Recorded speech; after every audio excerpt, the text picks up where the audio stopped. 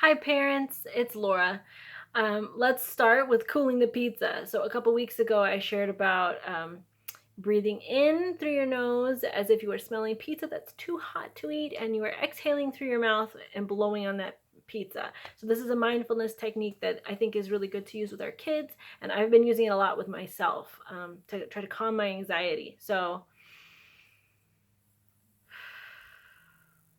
And seriously, do that as many times as you need to start to calm down, because I think everyone's blood pressure is like through the roof right now. So I just wanted to share a few thoughts with you guys.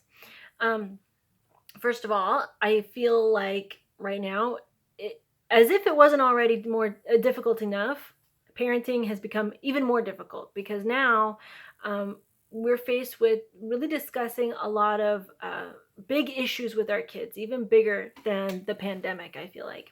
So I've tried to share a few anti-racism resources in our parenting letters, and I'll put a few links down at the bottom in this video description. But I just want to encourage you to also turn off all your devices and tune out for a while, a couple of days a week, or at least one day a week if you can. Maybe that's just an evening if you really aren't able to kind of tune out that much for a whole day. But at least take, a portion of a day, like a whole afternoon, evening, or night, something like that, to recharge. One thing that I've realized during the pandemic, and now as our country is in a lot of turmoil due to all of the protests, and more so I think the reactions to the protest, I have felt that I haven't been getting enough rest. I already wasn't sleeping enough, and I had a lot of anxiety, but now I'm realizing that I need to kind of go back to some of the things that I did when Joseph was an infant. So I need to sleep when the baby sleeps. Sometimes that means falling asleep when he goes to sleep, when I put him to bed. So sometimes that's 7:30, 8 o'clock at night, and I need that sleep. I can tell that my body needs to really recharge. And so also making sure that you do some things, at least one thing a day, or a couple of things a week that help you recharge. So not just tuning off all outside news or social media or things like that, but also just doing something that feeds your soul. So for some people that's listening to music, for some people it's reading a book, reading a novel, or just reading something that's enjoyable to you. It could be anything.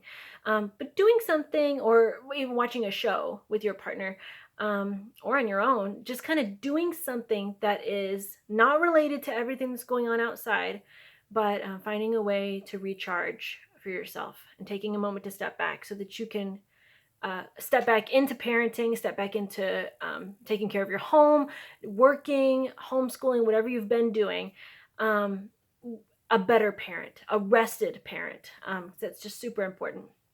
So I also wanted to share a few books that we have here at home. I mentioned the list of Coretta Scott King Book Award winners, and we have a few of them. So this is a beautifully illustrated version of I Have a Dream. So it's a part of the I Have a Dream speech, and it's illustrated by Kadir Nelson, who is an incredible illustrator. And anytime you can find something written or illustrated by Kadir Nelson, I'd recommend it, because they're beautiful books, and they are the content is wonderful too. So his artwork is beautiful, but it's more than just the artwork.